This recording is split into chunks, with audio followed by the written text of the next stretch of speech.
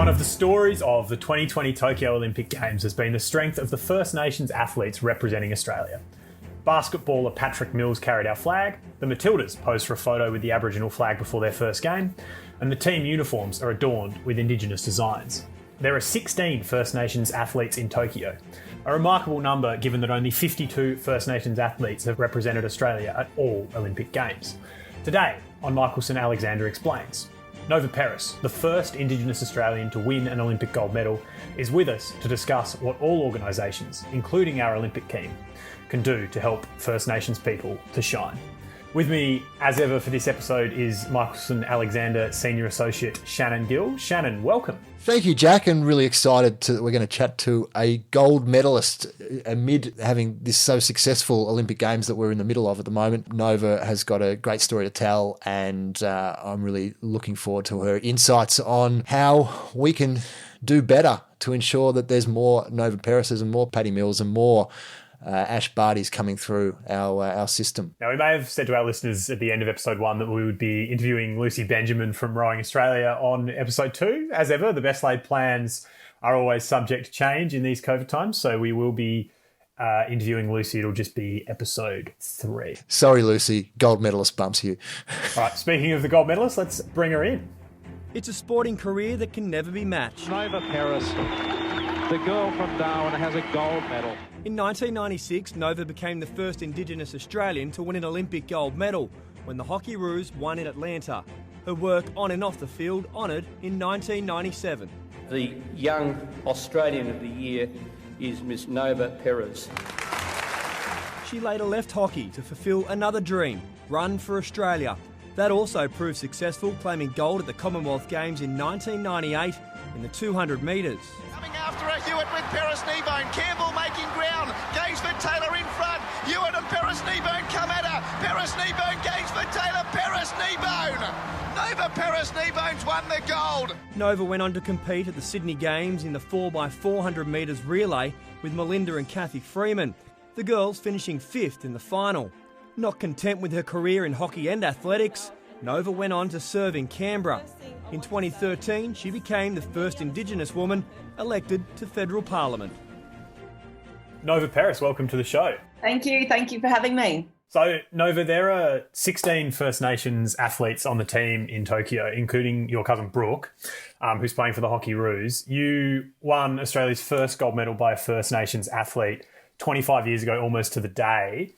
So how much has changed for First Nations athletes since 1996 when you won that gold medal? Well, I guess, you never sort of think of it at the time. And it's funny, when I won that Olympic gold medal that day, Rick Charlesworth, we're all jumping over each other and, with jubilation. And he came up to me and he looked me in the eye and he goes, "Did you know you're the first Aboriginal person to win an Olympic gold medal?" I was like, "What? No, surely." He said, "Yeah, Kathy Freeman won a silver medal yesterday," which was the day before we won our Olympic gold. And, so actually it was yesterday, the 1st of August, 1996, so 25 years ago to the day yesterday that we won Olympic gold medal. But, you sort of, I've never gone into anything thinking I'm the first or you're going to do something groundbreaking. You're just sort of in the now. And like for myself, not only was I the first Aboriginal person or the second mother, but also the first Territorian to an Olympic gold medal. And since the 96 Olympics, there's been a Territorian hockey player that's gone to every single Olympics since 96. So I guess to answer your question, when you do things and you're the first of, it just opens the floodgates for so many other people to have dreams and aspirations to say, if she can do it, I'm going to do it as well. So it's, absolutely phenomenal to see so many, Aboriginal athletes represented at this Olympics. One of the things I think we've found out just in doing our research before this episode, which is quite shocking, is that there were no acknowledged Indigenous athletes that represented Australia at the Olympics until 1964. When you won the gold in 1996, did that, and finding out like that information that maybe you weren't aware of beforehand, did that sort of spark a little bit of a thought in your mind to sort of understand the past and what the future could be, and your role in that, or perhaps the role you could play in that? Yeah, I mean, absolutely. You should think, Michael Armat, he was, the basketball at the 64 Olympics. And then post that, we had a number of other athletes that sort of came after in basketball and boxing. And it's hard to sort of describe that feeling of what you can potentially do to make things easier for the next generation to come through. And I sort of felt like, even for myself, being this young Territorian that sort of went down to Perth to make things happen, for myself in hockey. But, there's a saying is you can't be what you can't see. And if things aren't honoured and celebrated and spoken about, how do you inspire that next young Aboriginal kid to say, hey, guys, I've done it and this is my pathway and this is what you can do. So, absolutely, it's groundbreaking. But I'm actually pleased to say that, I'm part of the Essendon Football Club. A number of years ago, I'd spoken to them about, we've got the Aboriginal and Torres Strait Islander Sports Hall of Fame, and there's 290 of us in this Hall of Fame, and Essendon have actually purpose-built this Hall of Fame, and we're going to be honoured in this Hall of Fame, which is going to be open, I think, at the end of August, early September. And I was actually speaking to Michael Armat's family, who's giving us his 1964 Olympic blazer to be put into this museum. And, there's 13 of us that are going to be honoured in this first phase, and it's going to be called the Champions of Change. And Michael Long and Nikki Wimmer, Artie Beetson, Preston Campbell, myself. And, so it's, and of course, Stacey Porter, who's retired now from the Olympics, and she went to 3 or 4 Olympics, and a number of gold Olympic medals as well. And she's played over 400 games, softball for Australia, and will go down the history books. And she's an Aboriginal woman. So I think the fact that we're now being acknowledged and celebrated and represented, and you have your people like your Ash Bartys and your Patrick Mills and 2 Aboriginal girls that are in the hockey team and 3 in the Matildas, where the story's getting out there. And, I was also pleased to be part of the Australian Olympic Committee's Indigenous Advisory Committee, which, played a big part in changing the Olympic oath. And now all Olympians know that when they go to the Olympics, they're swearing on the oath, but they're not just representing 250 years of history, they're representing 60,000 years of history. So, there's a lot of good things that's happening in this space for Aboriginal and Torres Strait Islander people. I might leave Shannon to pick up the work of that Indigenous Advisory Council in a minute, but you mentioned Michael Long, and there's a lot written and spoken about Kevin Sheedy at Essendon and how he brought Indigenous players into his team at Essendon and celebrated them. You mentioned your coach, Rick Charlesworth, knew that you were the first Indigenous gold medalist. So I'm interested in what steps he took to kind of acknowledge your Aboriginality and celebrate it and to create an inclusive and safe environment. Rick Charlesworth is obviously one of the most storied coaches in Australian Olympic history. So I'm really interested in what he did for you while you were playing. Yeah, I guess with Rick, there's only one word to describe him: is he's a freak. To think that he went to 5 Olympics himself and opened Sheffield cricket, played first-class soccer as well, and was a politician for 10 years. And on top of that, he's actually a doctor. So clearly an underachiever, old Rick Charlesworth. But I sort of felt, because of his global perspective of sports and inclusion, going to all those Olympics where he played against the Pakistani and the Indians, and with cricket as well, you had the Jamaicans and the athletes from all different countries. So you have a global perspective on things, and when you have that perception, it's like, well, okay, we are a diverse world, and it's how you are as an individual, how I guess, understanding and responsive to say, accepting all of us for our indifferences. So Rick learnt a lot with me as well, because there are a number of times I had to leave Perth to come back for funerals, coming from a big family. And I'd have to say that the Hockey Roo girls as well, they were very accepting of me being a mother, and sort of helped me through that, but also of my Aboriginality. And after major championships, there was about 5 or 6 of them that would always come back to Darwin and would go up to Arnhem Land or over into the Tiwi Islands. So we did a lot of that. So they took it upon themselves to be understanding of my culture and my heritage. In fact, in 1994, before the World Cup, we had our own Aboriginal sporting attire, which we were kitted out, the whole of the Hockey-Roo girls. So, you talk about dream time at the G and, the Indigenous round. So we did that back in 1994 with the Hockey-Roo girls. So Rick sort of led the charge, and I sort of felt that, if you want change, you got to have good leadership. And that was what Rick was about. He knew that we were all unique individuals, but to be the best in the world, you had to be able to understand how to bring that uniqueness together, for the ultimate goal of winning an Olympic gold medal or a World Cup gold medal. But I will also say this, in 1994, we actually toured India and South Africa, and the Australian cricketers were travelling with us as well, not with us, but they were in India and then also in South Africa. And I played my 50th cap for Australia in Johannesburg in February of 1994, and that was actually during the apartheid. So Nelson Mandela didn't become president until May of that year, and I was captain of the Australian team. So you have me as the only black hockey player. Rick's made me captain, specifically for a purpose. I was part of the leadership. And when I had my statue unveiling, I had Lisa Carruthers specifically talk about that time. And she was like, all us whiteys were behind Nova as the only black person. And I was captain, for that test series. And all the South Africans were like, why is a black girl the captain of Australia? So I guess my point is, I've always felt included and valued and respected as part of the Hockey-Roos team. And Rick led that charge, and my cousin Brooke was captain of the first, their first game at the Olympics. So what wasn't a norm a few decades ago is now becoming the norm, that Aboriginal athletes, we certainly can lead the way. And, when you value and respect us, we're valuing and respecting 60,000 years of history on this country. So just to jump in there, in Joburg, did Rick, was he aware of what he was doing by making you captain? 110% he knew that. And I think what he wanted to, it wasn't the first time I'd captain Australia. I'd captain Australia in a couple of other test series. But for him to do that, I think that was a statement. He is a valued person of our team, and she is a woman of colour. She is a mother.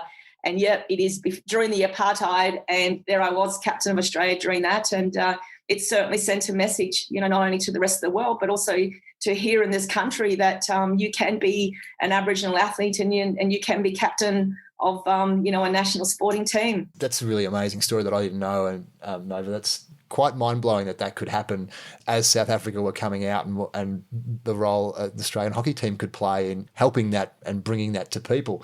And it sort of dovetails into what I wanted to ask you about, which is sort of more from almost a communications perspective, is that often there's almost a conflict between, that's symbolism, that's not real action. But I tend to think in the case of sport has a role to play with symbolism. Your role on the AOC advisory group, how does that conversation go when you talk about, what will make a difference and what is sort of real action that we want to see? Or do we just see it as we have the AOC and we have a leadership role to play, so we need to push a message out there that brings people along? Yeah, I think change is coming globally as well.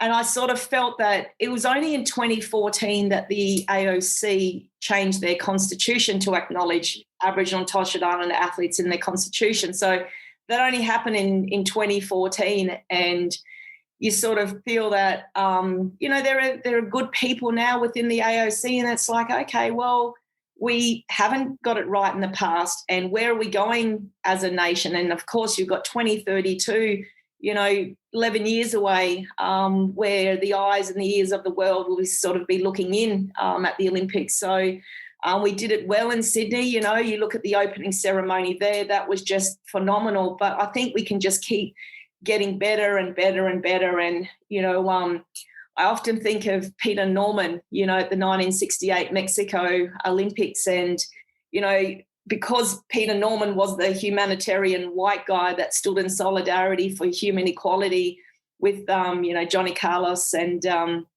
Tommy Smith, he was ostracised and he was almost punished because it wasn't cool as a white person to be so accepting of be part of the civil rights movements. And effectively, that's what Peter Norman was. And if you look at history, in part of the 2000 Olympics, Peter Norman was invited by the USA track and field team. And when he passed away in I think it was 2006, you had Tommy Smith and Johnny Carlos that came over and they were pallbearers.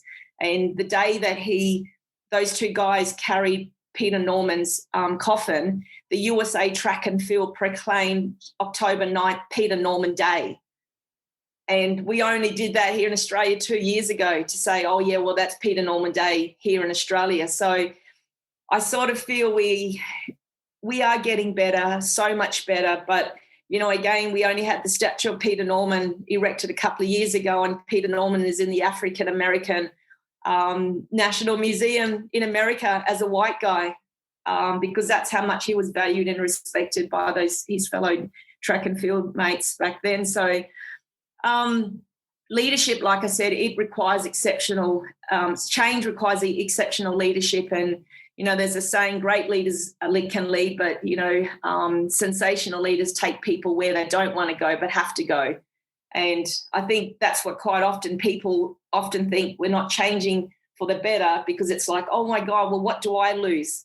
Well, you don't lose anything. All your being is on the right side of history. And I think, like even look at Sam Kerr, I sort of felt, there are so many people when the Matildas carried the Aboriginal flag out on the first game and everyone was lost their freaking minds over it. I was like, this is cool. These girls are saying, we're an inclusive team and the Aboriginal girls in this team wanted to carry it. So we thought, yeah, we're going to do it. And, the Aboriginal and Torres Strait Islander flag are actually, they're legislated flags. They're proclaimed flags of this country. No one was breaking any rules. It was just sheer inclusion and representation of 60,000 years. You mentioned the Sydney Games a couple of times there. And you mentioned the Aboriginal flag and the Matildas having that flag there, which is very similar to what Kathy did when she won the 400. And one of the amazing things about your career is that you ran the semi-finals of the 400 and you ran the relay in Sydney with Kathy. And so I guess reflecting on the fact that the next Olympic Games are here and the story of Sydney, particularly in the last 12 months with the Kathy Freeman documentary coming out, has been very much framed as that was the story. It was an Indigenous Games. So I guess my question really is, what are your recollections of how that was actually acknowledged at the time when you were kind of participating in those events? Yeah, I guess like in the Sydney Olympics, because I carried the Olympic flame on June the 8th and the lead up to it. So I, as an Aboriginal person, the Olympic flame came to Australia and I got the flame out at Uluru on red earth and wore no shoes. So it was such a stark contrast to me receiving the flame on sacred country, then Kathy Freeman lighting the flame to begin the games. And, there was so much Aboriginal representation. I sort of felt in it, it was just mind blowing. So, and the Aboriginal flag was well representative around the Olympic Village. So it wasn't overly, oh my God, Kathy's carrying the Aboriginal flag when she won the Olympic gold medal. It was almost like we knew she was going to do it if she'd won. So it was just interesting too, because the way that she sort of received when she won, she didn't grab any flag before. She grabbed the Australian flag and the Aboriginal flag together. So she took both of them on the victory lap with her. So I sort of felt sports and politics, and people were like, oh, sports and politics don't mix. Absolutely. We're political figures, as a sports person, because, there's a saying, if you don't stand for anything, then you fall for everything. And so I sort of felt, we can use the platform, we can use our voices and opportunities to bring people together. And Kathy certainly did it. I'll never forget that when she ran around there, with a victory lap. It was just incredible. And also then to, run that Olympic 4x4 where we broke a 23-year-old Australian record in the semis and did it again a couple of nights later. So, it was just absolutely phenomenal to run, in front of your home crowd, and the amount of young kids, Australian kids that were there have also, we've seen it so many stories now where these Australian swimmers and Australian track athletes were there at the Sydney Olympics, and all of a sudden they're Olympians themselves. So it's incredible what you can do and the platform you've been given to actually inspire that next generation. You talk about that platform, and that platform happens at every Olympics in a way, and it happened in 2000 with everything that went on, and it will happen in 2030, 32 as well. One of the things that has happened as a platform, I don't think anyone's suggesting it was done for these reasons as such, but you had Paddy Mills and Kate Campbell carrying the flag at the opening ceremony. Not to suggest that, Paddy Mills was carrying the flag for anything other than his extraordinary sporting ability and history, but is that something that might happen going forward? As almost as that sort of symbol on that platform of having an Indigenous person involved in carrying the flag at an opening ceremony? Is that something that might be a sign of our reconciliation, a message of our reconciliation quest? Yeah, look, absolutely. It sends a message to the world. Hey, guys, we are super talented over here. And if you talk to, Aboriginal people back in the 60s and the 70s and even 80s, and they were exceptional athletes, but because of the colour of their skin, they were always overlooked. And even hence, there's the conversation around the Australian Sporting Hall of Fame. There's only 2 Aboriginal people in that, which is Kathy Freeman and Yvonne Goolagong. No other Aboriginal person is in that Hall of Fame. So, begs the question, okay, well, why isn't there more? Why is, Patrick Johnson not in there? He was the fastest man in the world. And it's even interesting listening to the commentary now with the young fella who's made the semi-final for Australia, and there's all this conversation, he's the second fastest behind Matt Shervington. No, he's the second fastest behind Patrick Johnson, who was number 1 in the world and is Australian record holder, and the record is 9.93. So I think sometimes we just somehow forget in the conversation, how exceptional a lot of Aboriginal athletes have been and were and haven't been given that due recognition. So it's good to see that it's finally happening, and still a long way to go, but these conversations are really important to put us on the national map and in the international map as well. We've got 11 years until those games in Brisbane, and you've mentioned there's kind of an opportunity to tell the history of our sporting nation a little differently. So going into those games, do you see them as a real opportunity to talk about those stories of Indigenous athletes that we've perhaps overlooked? I know, it's not quite a Darwin Olympics, which would be really something, but Brisbane is the first Olympics in the northern half of Australia at the very least. Yeah, look, most definitely. And I think, it's, for example, like the Australian Olympic Committee, we launched our Reconciliation Action Plan, and that was launched, I think, in June of this year. And in that, it has objectives and it has milestones and it has commitments that the AOC are going to make, towards reconciliation in this country. And, what better way to be able to have this, document now that the Australian Olympic Committee have said, yes, we're going to be guided by this. So that's certainly going to pave the way. And not only that, it sets the journey on, where we want to go for 2032. So what's also important is creating pathways to have more Aboriginal Olympians. And I sort of feel, the AFL do it well with the next generation academies. But we've also said, and it was interesting, the conversation, because out of the 16 Aboriginal athletes that's gone to the Olympic Games, 11 of them that are actually women. And they're like, well, why are there why aren't there more Aboriginal guys going to the Olympics? I said, well, you've got the AFL and you've got NRL. And so, even like for my son, Jack, he's won 7 national titles. He would have gone to the World Juniors last year hadn't they been cancelled due to COVID, and they're in Nairobi. But it's more appealing for a lot of those Aboriginal athletes. You look at people like Bradley Hill and so many other incredible footballers. You look at them and think, oh, my God, imagine them in a pair of spikes running around the athletics track. So unfortunately, for a lot of these young Aboriginal guys, the football code is where they're sort of leading, but that's not to say, I said to Jack, well, 2032 now, you'll be 29 then. So, yeah, we'll see what happens. But I think, we need to do more in terms of not only talent identification, but supporting those young athletes towards an Olympic sport. Talk about that support, and I'll go back to Paddy Mills again. And the reason I go back to him here is obviously he's someone that's on the world stage regardless, but he seems to be an absolute driver of a culture within the Australian basketball team.